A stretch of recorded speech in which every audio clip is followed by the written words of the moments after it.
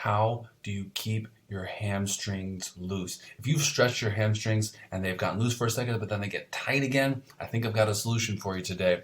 It looks a little tricky. We're going to walk it forward. We're going to walk it back. I'm going to talk to you about the main idea. I'm going to talk about how exactly to use this. I want to talk about how exactly this works for you.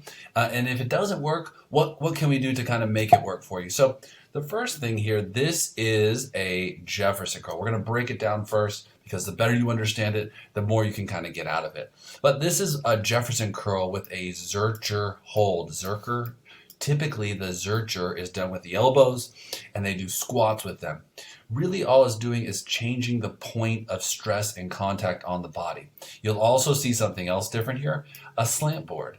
This slant board is going to put a little bit of extra strain on the back of the calf, the Achilles, and then ultimately the hamstring. So this is the first thing that you're like, well, I don't know if I'm going to do this. We can remove the slant board. This is just how we progress it. And again, if you're having hamstrings that are staying tight, it's because A, you're not stretching them long enough, or there's not enough tension. Now that is what this exercise is basically overcoming.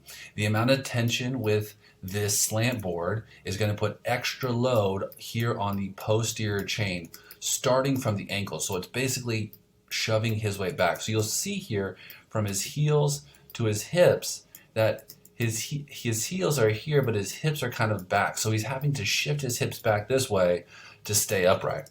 The second part of the tension is, of course, the weight. You'll see the weight being held on that Zercher, in that Zercher position, the bicep kind of curl position. And so this is going to put a ton of extra load through his upper shoulders, through his lats. You can see the serratus and abs having to work extra hard while the hamstrings are working hard. So it's not just the hamstrings we're looking at. You can stretch the hamstrings, but stretching the hamstrings in isolation will only get you the hamstrings. And the body is working together, so the more pieces, the more points of tension, we're putting more tension south of the hamstrings, we're putting more tension north of the hamstrings. Thereby the hamstrings are getting tension from the top, they're getting it from the bottom, and now you're going to get a sustainable, longer stretch. That's kind of the main idea. But this is going to be a progression, as with all the knees over the toes guys stuff. Like I said, you don't have to have a slant board. You don't have to have this much weight. You can have less weight. This isn't that much. What is he working with? That's a 10 on this side. So, and this is not even the full bar. That's going to be a 35-pound bar. So he's got 55 pounds on here, which is, this is a lot. It's a lot of weight. But you could probably start with a bar or simply start on the slant board.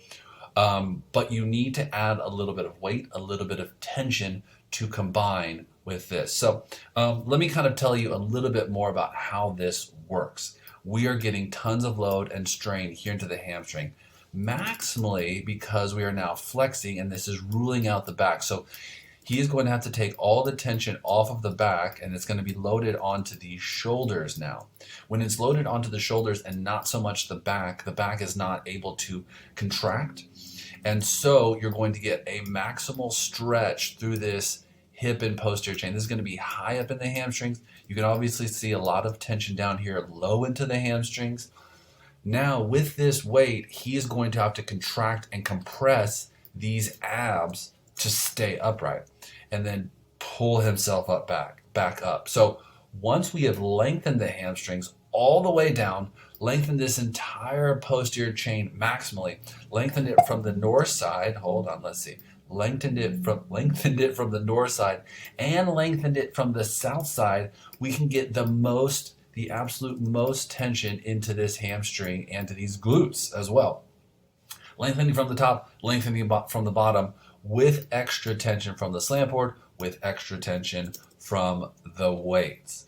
Let me talk about some other agonists with this. Like I said, if this doesn't work, dial back the weight, dial back the slant board. You don't have to do this repetitively. Another thing, forces of movement. He is going down very slow, and then you'll see him shoot back up a little bit quicker.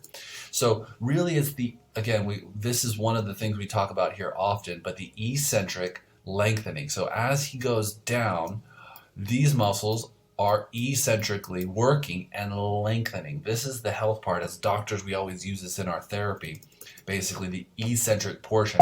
So oftentimes with this, if you're new to this, slowly go down, pause, drop the weight, let it go, come back up, hold the weight. And so you're just gonna, if you wanted to supplement this, if this was too hard, you could not come back up because that looks like a back injury.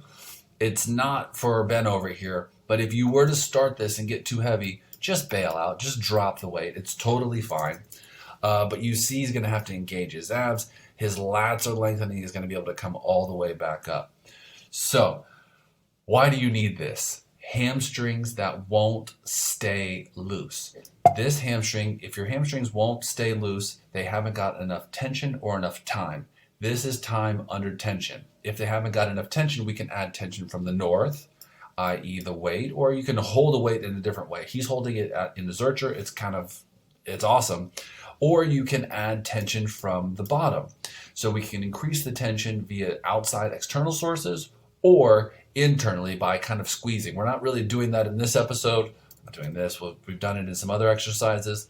That is the main idea. Adding tension, adding time, adding tension from the bottom, adding tension from the top. This is going to loosen and strengthen up your hamstrings to maintain that stretch. This is going to loosen and maintain a very strong back. If you can do this, your low back is bulletproof. We call this future-proofing your body. So that when the time comes, your body is ready for the future. Thank you for listening. We've got a podcast. You should subscribe. Hit that like button if you found this helpful. We've got a playlist up here. There's going to be some videos you should check out. If you have any recommendations for body parts, please comment below what you like. Hit that subscribe button. Peace. Y'all have a great day.